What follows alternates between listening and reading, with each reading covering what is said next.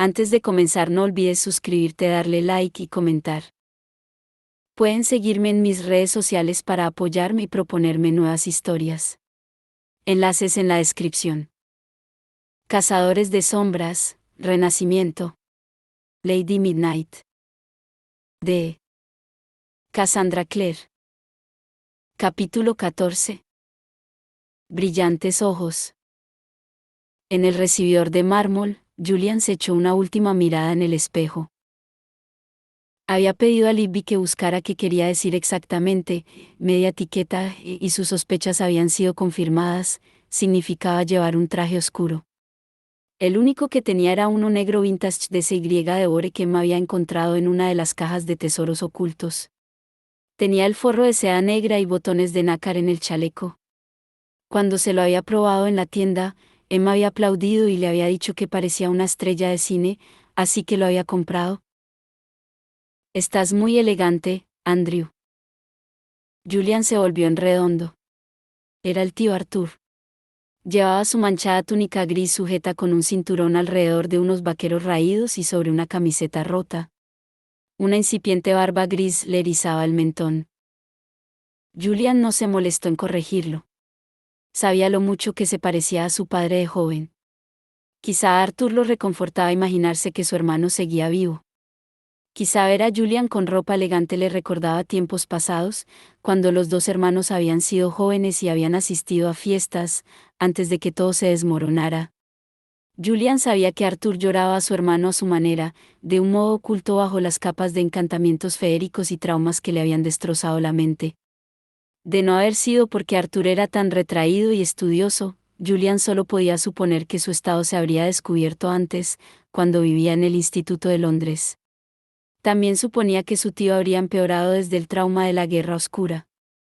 Aún así, algunas veces, cuando Arthur se tomaba la medicina que le proporcionaba Malcolm, Julian podía llegar a entrever al cazador de sombras que debía de haber sido muchos años atrás, valiente, inteligente y con un sentido del honor como el de Aquiles o Eneas. Hola, Arthur, lo saludó. Este movió la cabeza con decisión en un gesto de asentimiento. Colocó la palma de la mano abierta sobre el pecho de Julian.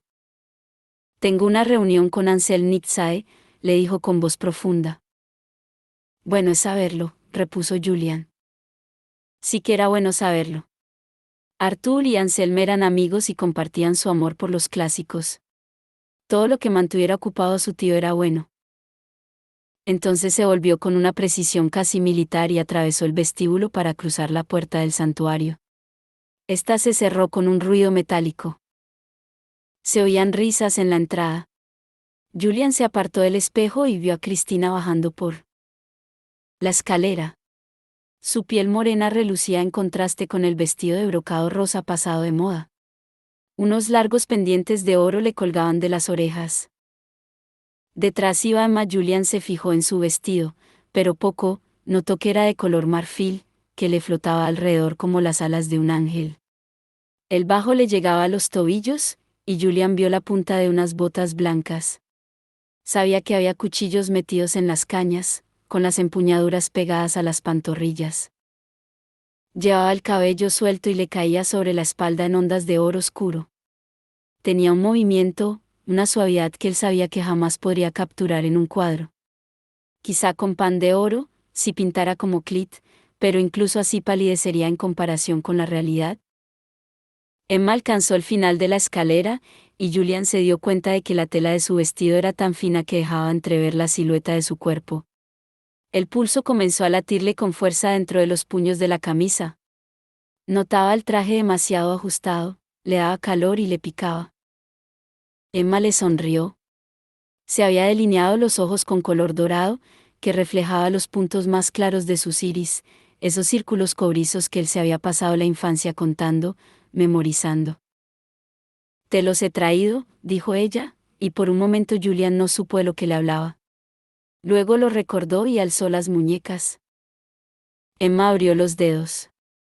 En la palma brillaron los gemelos de oro con piedras negras. Con suavidad, le cogió las manos, les dio la vuelta y le colocó con cuidado los gemelos en la camisa. Fue rápida y eficiente, Pero Julian notó cada inclinación y cada movimiento de sus dedos contra la piel de la muñeca como si lo tocaran hierros ardientes. Emma dejó caer las manos, retrocedió un poco y fingió que lo examinaba pensativa.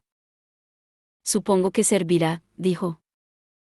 Cristina soltó un grito ahogado. Miraba hacia arriba, a lo alto de la escalera. Julian le siguió la mirada. Mark estaba bajando.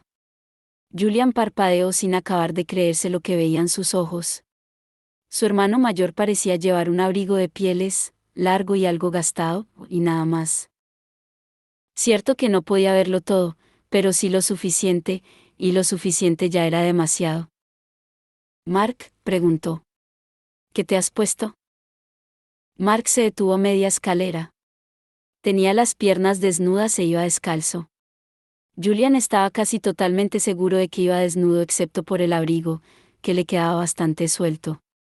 Era la vez que Julian más veía de Mark desde que habían compartido habitación cuando él tenía 2 años. Mark parecía confuso. Tai y Libby me han dicho que esto era media etiqueta. Fue entonces cuando Julian oyó la risa cantarina que llegaba de arriba. Tai y Libby estaban sentados en la barandilla de la parte alta de la escalera, tronchándose por lo bajo.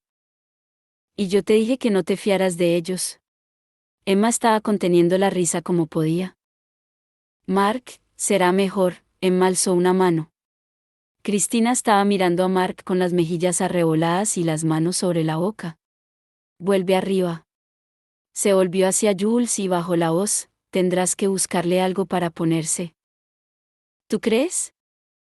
Emma le lanzó una mirada furibunda. Jules. Sube a mi habitación. Dentro del baúl que está a los pies de la cama hay ropa vieja de mis padres. Encontrarás el smoking de su boda. Alrededor de los puños hay unas cintas con runas, pero las podemos arrancar. ¿Pero el smoking de tu padre? Ella lo miró de medio lado. No te preocupes. Una docena de puntos dorados en el ojo izquierdo, solo 7 en el derecho.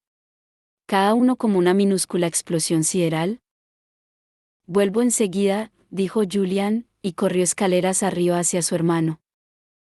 Mark había vuelto al descansillo y parecía confuso, tenía los brazos extendidos como si estuviera examinando las mangas de su abrigo de pieles y hubiera decidido que, de hecho, ese era precisamente el problema. Drew, con Tabby de la mano, se había unido a los mellizos. Todos se reían. El resplandor en el rostro de Tai cuando miró a Mark hizo que Julian sintiera calor y frío al mismo tiempo. ¿Y si Mark decidía no quedarse? ¿Y si no podían encontrar al asesino y se lo llevaban de vuelta a la cacería salvaje? ¿Y si? ¿Dirías que estoy demasiado bien vestido o no lo suficiente? Inquirió Mark, arqueando las cejas. Emma estalló en carcajadas. Se dejó caer sobre el último escalón. Un instante después, Cristina se unió a ella. Se apoyaban la una en la otra, riendo sin poder parar. ¿Julian también quería reír? Deseó poder hacerlo. Deseó poder olvidar la oscuridad que vislumbraba con el rabillo del ojo. Deseó poder cerrar los ojos y dejarse caer, olvidando por un momento que no había ninguna red extendida debajo para recogerlo. ¿Aún no estás listo? Preguntó Julian a través de la puerta cerrada del cuarto de baño. Había cogido el smoking de John Carstairs del baúl de Emma y había arrastrado a Mark a su propia habitación para que se cambiara. La idea de su hermano desnudo en la habitación de Emma no lo convencía, aunque Emma no estuviera allí. La puerta del baño al fin se abrió y Mark apareció en el umbral. El smoking era negro, sencillo. No se notaba que le había quitado las cintas con runas. Su elegante corte daba la sensación de estilizarlo y hacerlo más alto. Por primera vez desde su regreso, hasta el último rastro del salvaje niño hada que había en él parecía haber sido barrido. Como las telarañas. Tenía el aspecto de un humano. Como si siempre hubiera sido humano. ¿Por qué te muerdes las uñas? Preguntó Mark. Julian, que ni se había dado cuenta de que se estaba mordisqueando el pulgar, el satisfactorio dolor de la piel entre los dientes, el metal de la sangre en la boca, dejó caer la mano.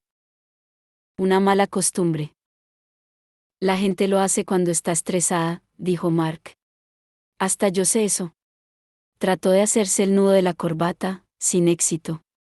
La miró frunciendo el cejo. Julian se puso en pie, se acercó a él y cogió los dos extremos de la corbata.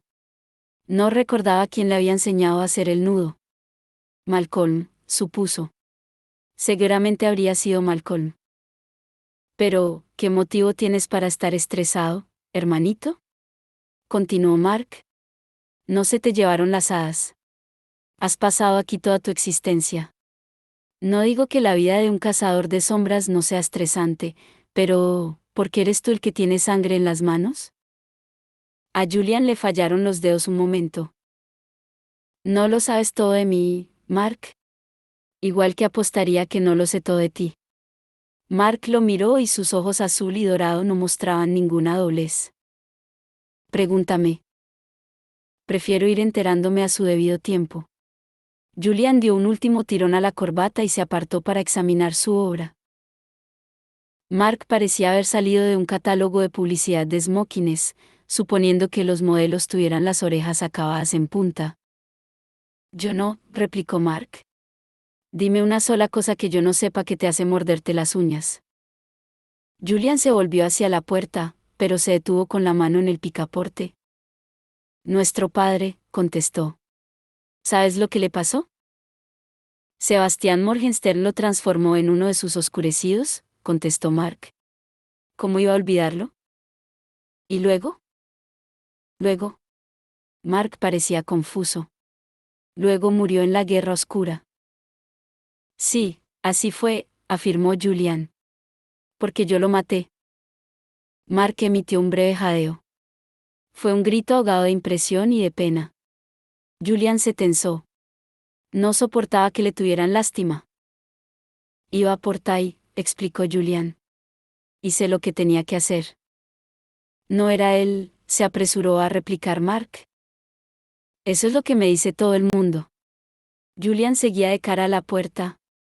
Notó que Mark lo tocaba en el hombro y se volvió para mirarlo. Pero no todo el mundo lo presenció, Julian, no vieron cómo se transformaba. Yo sí, dijo Mark, y de repente su voz fue como la del hermano mayor que había sido, el que sabía más, el que había vivido más. La luz de sus ojos se apagó como la de una vela en la oscuridad. Ya estaba muerto por dentro. Lo único que hiciste fue enterrar el cadáver.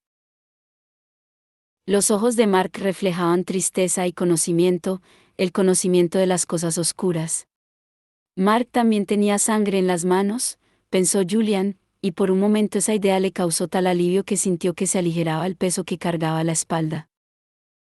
Gracias por tu ayuda con mi indumentaria, dijo Mark. No volveré a confiar en los mellizos en asuntos importantes de las tradiciones humanas. Julian notó que se le escapaba una sonrisa. Sí, yo no lo haría. Mark se miró. Estoy presentable. Pareces James Bond. Mark sonrió, y Julian sintió una absurda alegría crecerle en el pecho al ver que su hermano había entendido la referencia, y que le había gustado. Fueron hacia el vestíbulo en silencio, un silencio que alguien rompió a gritos cuando llegaron a lo alto de la escalera. Se detuvieron de golpe. ¿Tus ojos coinciden con los míos, hermano?, preguntó Mark. Si quieres decir si veo lo mismo que tú, aventuró Julian, entonces sí, si te refieres a que el vestíbulo está lleno de chihuahuas. No son solo chihuahuas, explicó Tai, que estaba sentado en el escalón, disfrutando del espectáculo. Son varios perros pequeños de diferentes razas. Julian resopló. El recibidor estaba atestado de perritos. Gemían, ladraban y saltaban. No te preocupes por los perros, le dijo a Mark. A Nitsae le gusta dejarlos en la entrada cuando visita al tío Arthur. ¿Nitsae? Mark alzó las cejas. ¿Ansel Nitsae? ¿El jefe del clan de los vampiros de Los Ángeles? Exacto, contestó Julian. Viene de vez en cuando. El tío Arthur y él se llevan sorprendentemente bien. ¿Y los perros? ¿Le gustan los perros?, respondió Tai. Uno de los chihuahuas se había dormido ante la puerta, con las 4 patas en alto. Este parece muerto.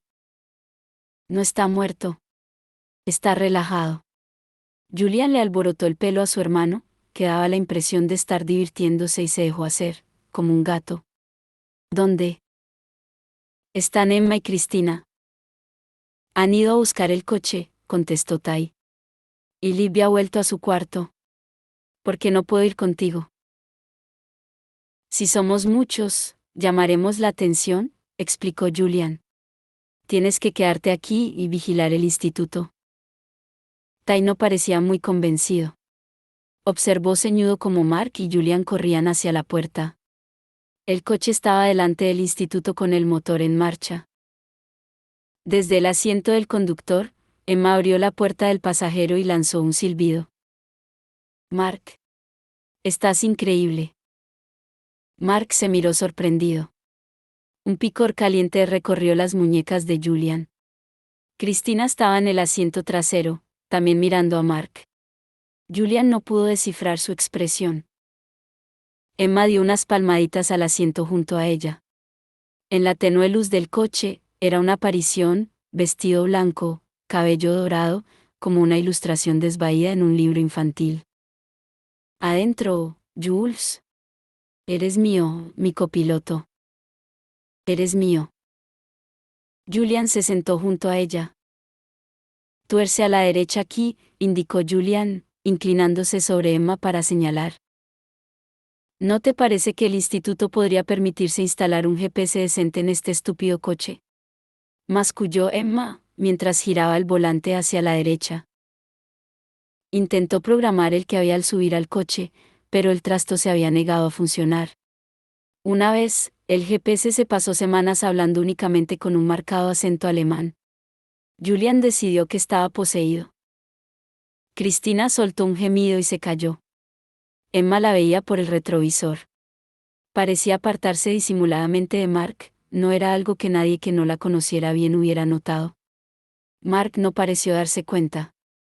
Miraba por la ventanilla bajada, con el rubio cabello al viento, tarareando nada en particular. Tranquilo, muchacho, exclamó Julian cuando alguien tocó la bocina a su espalda premiándolos. Llegamos tarde, repuso Emma. El espectáculo comienza en 10 minutos. Si algunos individuos no hubieran decidido que media etiqueta quería decir medio desnudo. ¿Por qué me estás llamando, algunos individuos?, preguntó Mark. Solo soy una persona. Esto es raro, observó Julian mientras se volvía para mirar hacia adelante. No hay nadie en esta calle. Hay casas, indicó Cristina. Están todas a oscuras. Julian recorrió la calle con la mirada. Es un poco pronto para que todos estén durmiendo, ¿no creéis? Ahí está la sala de cine, comentó. Tenía razón. Emma vio las luces más adelante, con un cartel de neón en forma de flecha, Midnight Theater. Hollywood Hills relucía en la distancia como si hubieran salpicado las colinas con la luz de las estrellas. Todo lo demás estaba a oscuras, incluso las farolas. Al acercarse a la sala de cine fueron viendo más coches aparcados en los arcenes. Coches caros, BMW, Porsche y deportivos italianos cuyos nombres Emma no conseguía recordar. Aparcó en un hueco frente al edificio y apagó el motor. ¿Estamos listos?, se volvió hacia atrás. Cristina le guiñó un ojo. Mark asintió con la cabeza. Entonces, adelante. Julian ya estaba fuera del coche y abría el maletero. Rebuscó entre las armas y las estelas, y le tendió a Cristina un par de estiletes. ¿Los necesitas? Cristina se bajó el tirante del vestido. Cogida al sujetador llevaba una de sus navajas mariposa, con una reluciente rosa grabada en el mango. He venido preparada. Yo no. Mark cogió los 2 estiletes enfundados y se desabrochó la camisa para colocárselos bajo el cinturón. Luego se tocó la punta de flecha que le colgaba del cuello. Julian se lo quedó mirando como hipnotizado. Sus ojos verde azulados se habían oscurecido, inseguros. Emma comprendía el significado de su expresión. Julian no sabía si su hermano estaba listo para enfrentarse a un posible peligro. No le gustaba. No veía otra salida. Muy bien, dijo. Armas escondidas, cualquier runa que os queráis poner, hacedlo en algún sitio que no se vea. Comprobad que tenéis cubiertas las runas permanentes. No podemos arriesgarnos a meternos en una situación en la que cualquiera con la visión nos reconozca. Emma sintió. Ya se había cubierto con maquillaje sus runas de evidencia y de parabatalla en el instituto. Incluso había hecho lo que había podido para disimular las pequeñas cicatrices que dejaban las runas al desvanecerse. Algunas eran permanentes y otras temporales. Videncia, que era como un ojo abierto y ayudaba a ver a través de los glamers, era permanente. También lo eran las del matrimonio y las de Parabatai. Las runas temporales desaparecían lentamente a medida que se iban usando. Los iratses curativos, por ejemplo, desaparecían a diferentes velocidades dependiendo de la gravedad de la herida. Una runa de pie firme podía durar el tiempo que se tardaba en escalar una montaña. Para asegurarse los mejores resultados al entrar en combate, la runa tenía que ser lo más reciente posible. Jules se levantó la manga y tendió el brazo hacia Emma. ¿Me haces los honores?, preguntó. Emma cogió una estela del maletero y se la pasó sobre el antebrazo desnudo. Puntería, velocidad y coraje. Cuando hubo terminado, se alzó el cabello y se volvió, ofreciéndole a Jules la espalda desnuda. Si me las dibujas entre los omóplatos, el pelo me las cubrirá, indicó. Julian guardó silencio. Ella lo notó vacilar, y luego un ligerísimo roce de la mano de él en su espalda, sujetándola. La respiración de Julian era agitada. Los nervios, pensó Emma. Se enfrentaban a una situación extraña, y Julian estaba preocupado por Mark. Empezó la segunda runa, y Emma sintió unos ligeros pinchazos bajo el movimiento de la estela.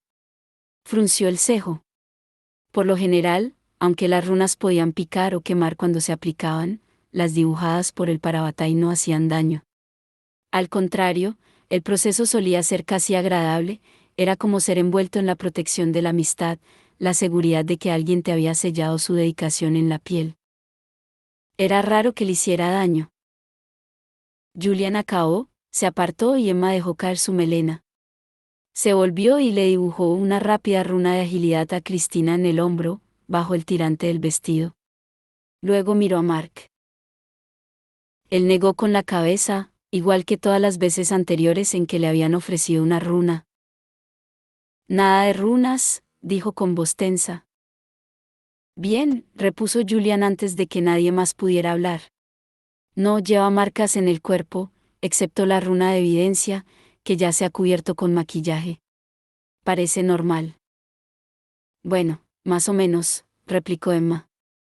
Las orejas y los ojos. Cristina se acercó y le arregló el pelo para que los rizos le cubrieran las orejas en punta. No podemos hacer nada con los ojos, pero... Los mundanos también padecen de heterocromía, dijo Jules. Lo importante, Mark, es que intentes comportarte con normalidad. Este pareció ofendido. ¿Y cuando no hago tal cosa? Nadie respondió, ni siquiera Cristina. Después de envainar un par de dagas en la funda que llevaba bajo el brazo por dentro de la camisa, Julian cerró el maletero del coche, y juntos cruzaron la calle. Las puertas de la sala de cine estaban abiertas de par en par. La luz caía sobre el oscuro pavimento. Emma oyó risas y música, olió los aromas mezclados de perfume, vino y humo. En la puerta, una joven con un vestido rojo ajustado recogía las entradas y ponía un sello en la mano a los invitados.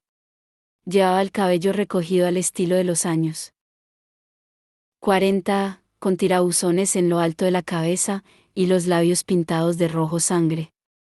Unos guantes de satén de color marfil le llegaban hasta los codos. Emma la reconoció al instante. La había visto en el mercado de sombras, guiñándole un ojo a Johnny Rook. La he visto antes, le susurró a Jules. En el mercado de sombras. Él asintió y le rodeó la mano con la suya. Emma se sobresaltó un poco, tanto por el repentino calor que sintió como por la sorpresa. Lo miró de reojo y vio la expresión en el rostro de Julian mientras sonreía a la chica de las entradas.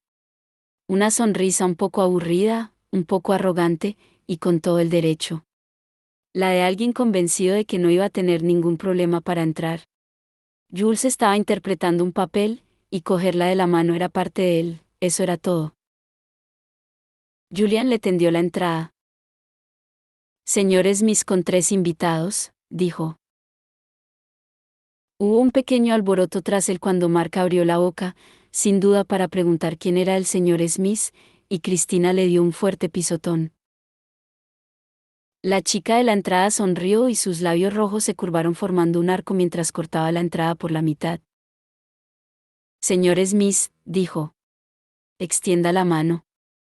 Julian le ofreció la mano libre y la chica se la estampó con tinta roja y negra. El sello era un símbolo raro, como líneas de agua bajo una llama. El sorteo se retrasará un poco esta noche. Verá que la fila y el número de sus asientos aparecen en la entrada. Por favor, no ocupen ningún otro sitio. Su mirada fue hacia Mark, una mirada aguda, inteligente, asesina. Y bienvenidos. Estoy segura de que encontrarán que los seguidores son un grupo muy comprensivo. Mark parecía perplejo. Con las manos selladas y la entrada rota, los 4 accedieron al vestíbulo del antiguo cine. En cuanto cruzaron el umbral, la música se alzó a un volumen ensordecedor, y Emma la reconoció, era el tipo de música de jazz de Big Band que le encantaba a su padre. Que toque el violín no significa que no me guste bailar, recordó oírle decir mientras arrastraba a su madre a un espontáneo fósforo en la cocina. Julian se volvió hacia ella. ¿Qué te pasa?, preguntó con voz amable. Emma deseó que él no supiera captar su humor con tanta perfección. Apartó la mirada para ocultar su expresión. Mark y Cristina iban tras ellos, mirando a su alrededor. Había un puesto donde vendían palomitas y caramelos. Un cartel colgaba sobre el puesto: sala de baile / diagonal sala de proyección, con una flecha apuntando hacia la izquierda. Gente elegante pululaba excitada por el vestíbulo. Nada. Debemos ir para allí, contestó Emma, y le tiró de la mano. Seguir a la gente. Estaba rotado, murmuró él. Y no se equivocaba, Emma no creía haber visto nunca antes tanta gente con ropa tan cara junta en el mismo sitio. Es como meterse en una película de cine negro. Por todas partes había gente guapa, la clase de belleza de Hollywood que Emma estaba acostumbrada a ver por Los Ángeles, personas que tenían acceso al gimnasio, a los rayos UVA, a peluqueros caros y a la mejor ropa. Parecían haberse caracterizado para ser de extras en una película del Rat Pack. Vestidos de seda y medias sin costura, sombreros de fieltro, corbatas estrechas y solapas de punta. Al parecer, el traje CY de Ore de Julian había sido una lección profética. La sala era elegante, con un techo de placas de cobre grabado, ventanas de arco y unas puertas cerradas con los rótulos, platea izquierda y platea derecha. Habían retirado una alfombra para poder bailar, y las parejas giraban al ritmo de una banda de música situada sobre un escenario al fondo de la sala. Gracias a las enseñanzas de su padre, Emma reconoció los trombones y las trompetas, los tambores y las guitarras, un contrabajo y, para esto no hacía falta ningún conocimiento especial, un piano. También había un clarinetista, que apartó los labios del instrumento el tiempo suficiente para sonreírle a Emma. Tenía el cabello castaño rojizo y algo raro en los ojos. Es un hada, dijo Mark, y su voz se tensó de repente. Al menos en parte. Emma echó una segunda ojeada a la sala, pasando la mirada por las parejas que bailaban. Había dado por sentado que eran mundanos, pero al mirar a la gente fue viendo una oreja puntiaguda por aquí, un destello de ojos de color naranja o de garras en vez de uñas por allá. ¿Qué es esto?, le escribió Jules en la espalda. Notó sus dedos cálidos a través de la fina tela del vestido. Todos son algo, contestó Emma. Recordó el cartel en el mercado de sombras, medio sobrenatural. No estás solo. Qué bien que nos hemos ocultado las runas. Todos tienen la visión o pueden hacer algún tipo de magia. Los músicos son una mezcla de hadas de la nobleza, explicó Mark, lo que no me sorprende, porque no hay nada que los seres brillantes valoren más que la música.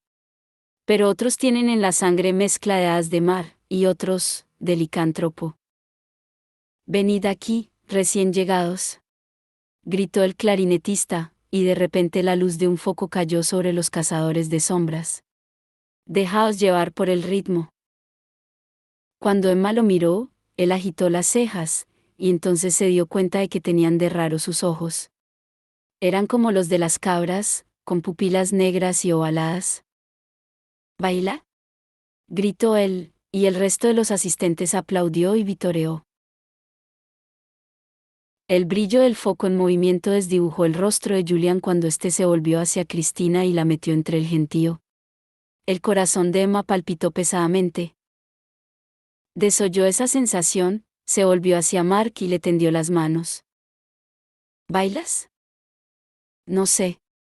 Había algo en su expresión, entre desconcierto y ansiedad, que despertó una punzada de compasión en Emma. Él le cogió las manos, inseguro. Los bailes de las hadas no, son así.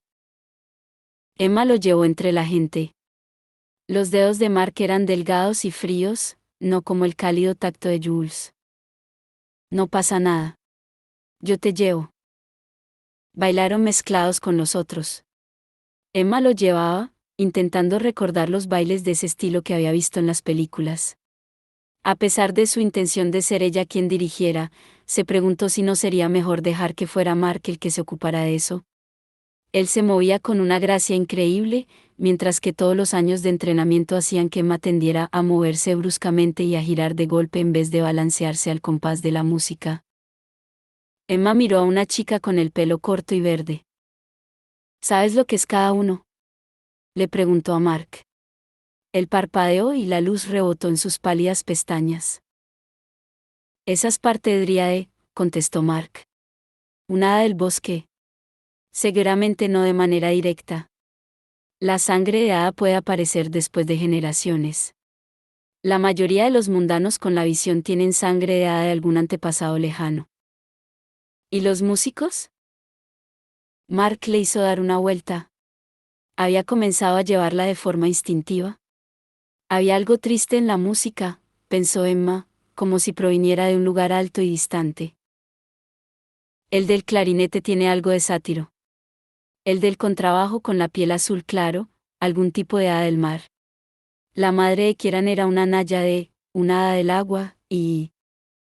Se cayó de repente. Emma vio a Jules y a Cristina, su vestido rosa intenso resaltaba contra el traje negro. Julian la llevaba y le hizo dar una vuelta. Emma se mordió el labio por dentro. ¿Kieran?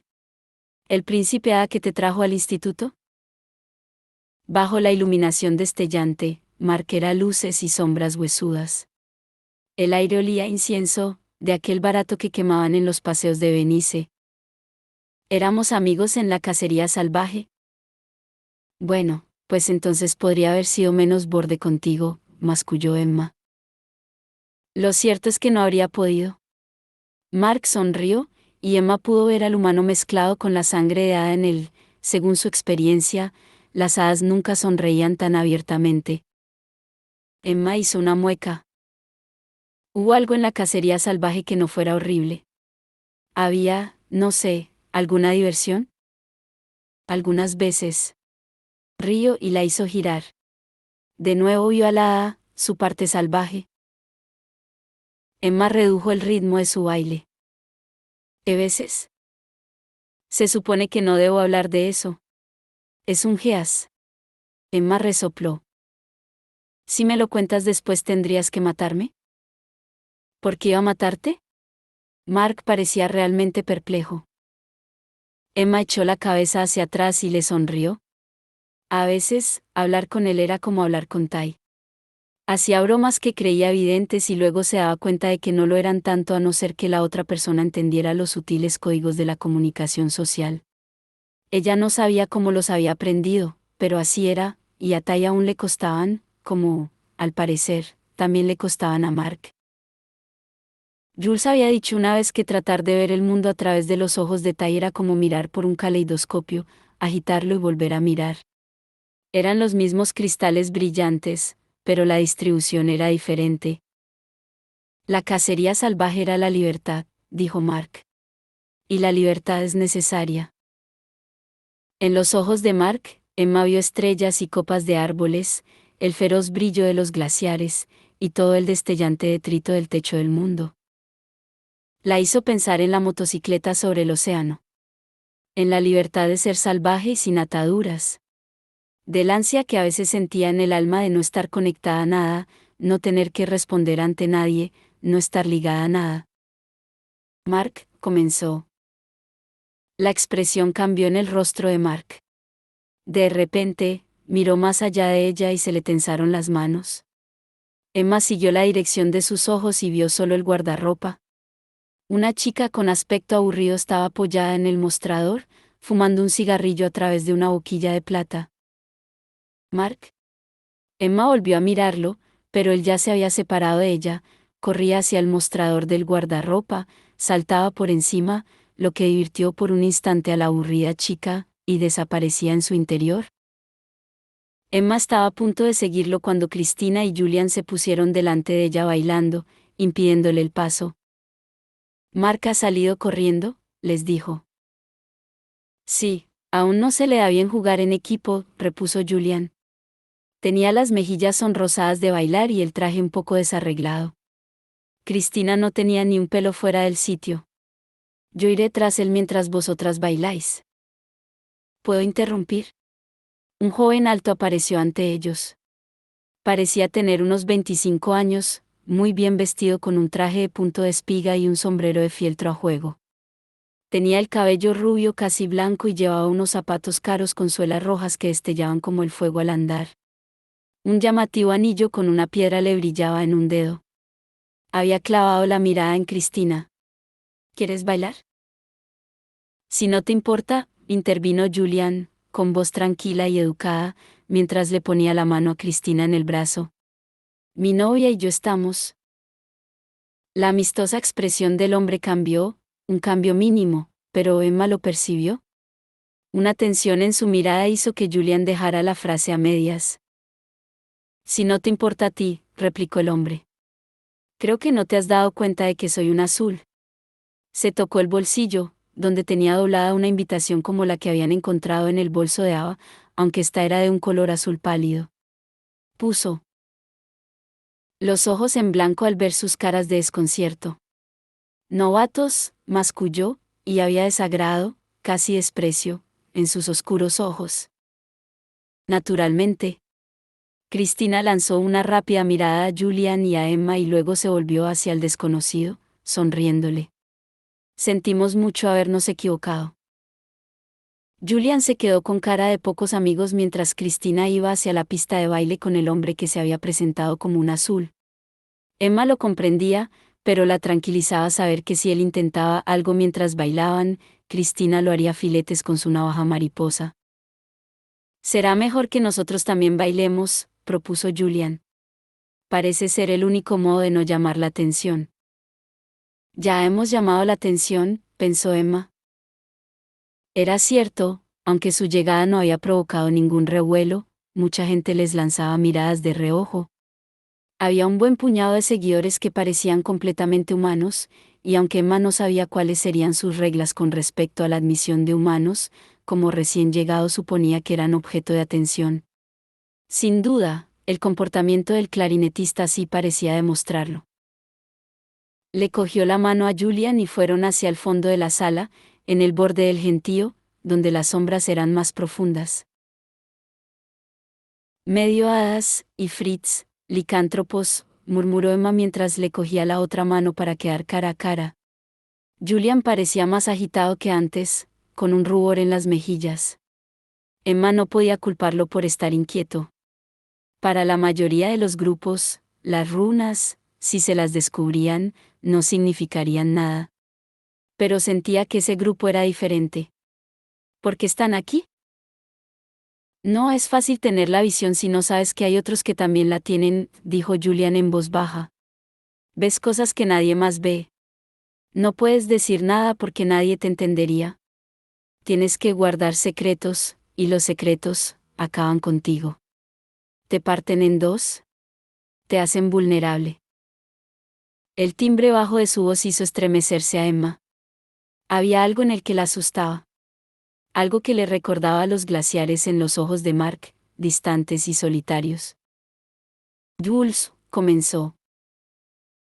Mascullando algo como, no importa, él la alejó de sí y la acercó de nuevo. Sorprendida, Emma se dio cuenta de que años de práctica luchando juntos los convertían en una pareja de baile casi perfecta. Podían predecir los movimientos del otro, balancearse al ritmo del otro.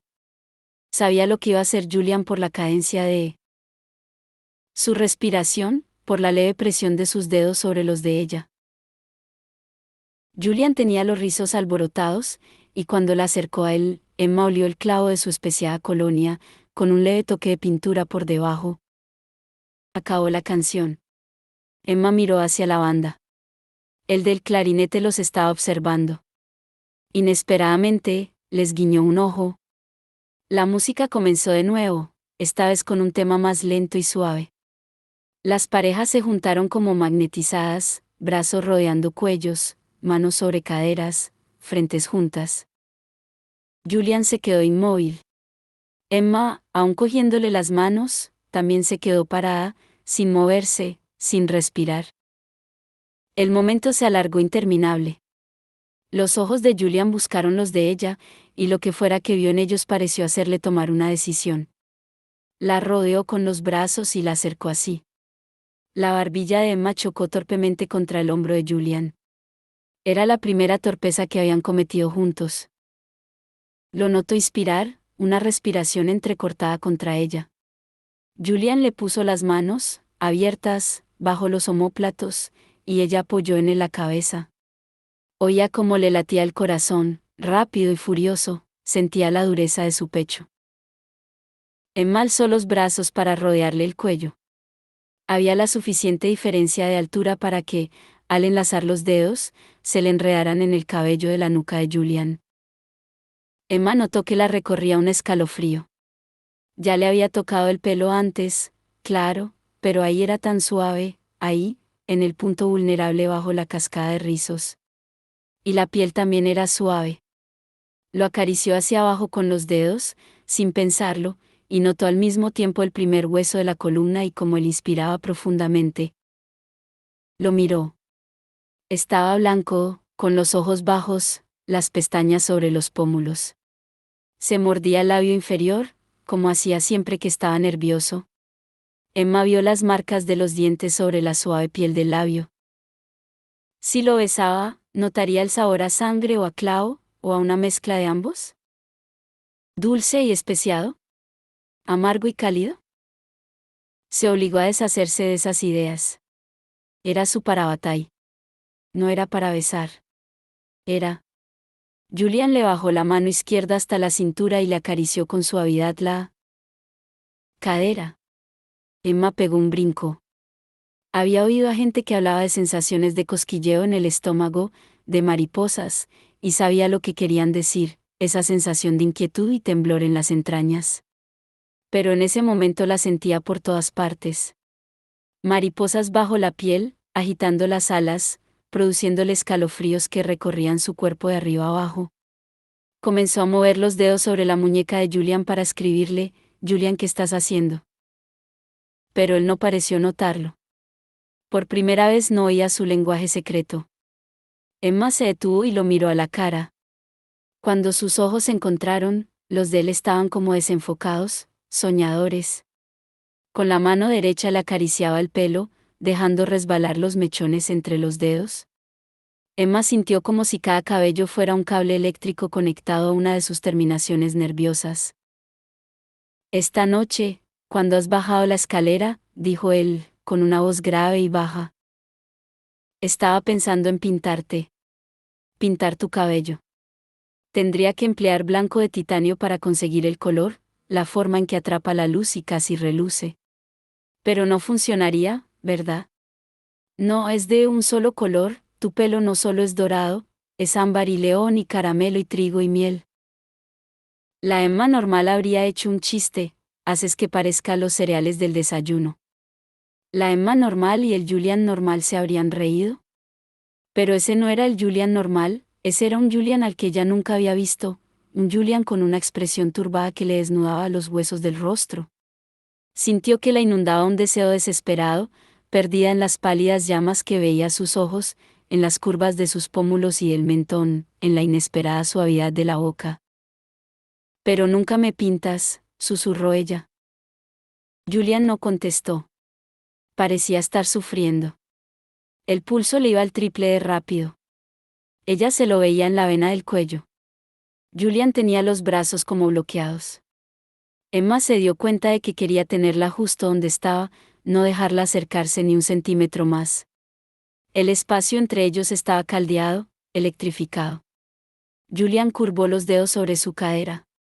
Su otra mano le bajó por la espalda, poco a poco, deslizándose sobre el pelo hasta alcanzar la piel desnuda donde la espalda del vestido la dejaba expuesta. Julian cerró los ojos. Había dejado de bailar. Estaban quietos, Emma casi sin respirar, con las manos de Julian moviéndose sobre ella. Julian la había tocado 1000 veces, mientras entrenaban, mientras luchaban o mientras se curaban mutuamente las heridas. Pero nunca así. Parecía estar bajo un hechizo. Alguien que supiera que se hallaba bajo un hechizo y estuviera luchando contra el tirón que éste le causaba en cada nervio y fibra de su ser, la percusión de una terrible lucha interna golpeándolo en las venas.